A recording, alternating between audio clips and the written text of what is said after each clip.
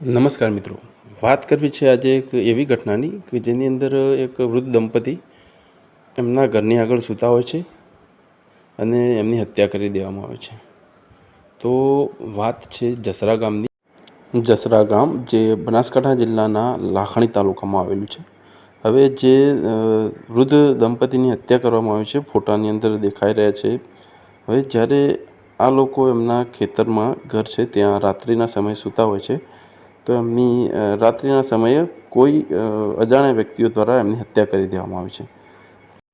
હત્યાની જાણ થતાં એમના પુત્રને પણ જાણ કરવામાં આવે છે કે આ રીતે બનાવ બન્યો છે, જે એસએમસીની અંદર પીઆઈ તરીકે ફરજ બજાવે છે. પછી ત્યાંથી આની તપાસ શરૂ થાય છે અને તપાસની અંદર એવું જાણવા મળે છે કે જે હોશીબેન હોય છે એમના શરીરે અમુક સોનાના ઘરેણાં પણ પહેર્યા હોય છે.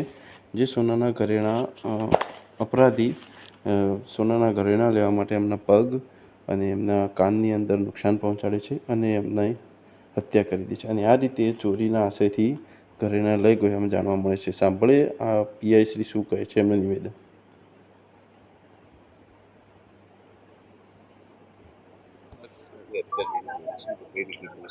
અમારા આગથરા પોલીસ સ્ટેશનના વિસ્તારની અંદર આવેલું જસરા ગામ છે, જેનું એક આજે છે એનો સીમાડો છે. ખેતરની અંદર ઘર બનાવેલું છે અને આની અંદર વરદાજી મોતીજી પટેલ કે જે અમારા એક પોલીસ ઇન્સ્પેક્ટરના પિતાશ્રી પણ છે, તેમના માતાનું અને તેમના પિતાનું આ બંનેનું જે છે એ મર્ડર થયેલું છે. મર્ડરની અંદર જે પ્રાથમિક દ્રષ્ટિએ લાગે છે એ પ્રમાણે પગના જે કડલા પણ કાપીને લઈ ગયા છે અને કાનની બુટીઓ અને સાથે સાથે ઘરની તિજોરી તોડેલી છે. હાલમાં પ્રાથમિક દ્રષ્ટિએ એ ચોક્કસપણે એવું માની શકાય એવું છે કે જે વ્યક્તિ આવેલા હશે તેણે ચોરી અને લૂંટના આશયથી આ ઘટના કરેલી છે, કારણ કે એમના ગળામાં પહેરવાના અને કાનમાં પહેરવાના સાથે સાથે પગમાં પહેરવાના ઘરેણાંને બી કાપીને લઈ ગયા છે એવું છે.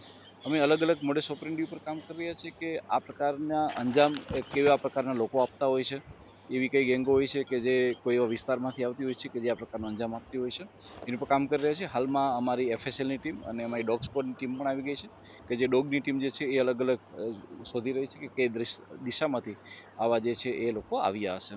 અમે તમામ એંગલો ઉપર વર્ક રાખીને કામ કરી રહ્યા છીએ અને મને વિશ્વાસ છે કે અમારી એલસીબી એસઓજી અને અમારી સ્થાનિક ટીમ જે છે એ ટૂંક સમયમાં આ હત્યાના ભેદને ઉકેલી નાખશે.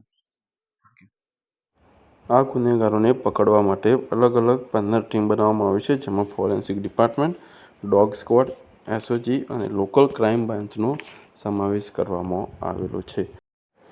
આ ઘટના બાબતની આગળની જાણકારી મેળવવા માટે અમારી આ ચેનલને સબસ્ક્રાઈબ કરો અને બેલ આઇકોન પ્રેસ કરી દેવા વિનંતી, જેથી અમે તમને આગળની કોઈ પણ ઘટના વહેલી તકે તમારા સુધી પહોંચાડી શકીએ.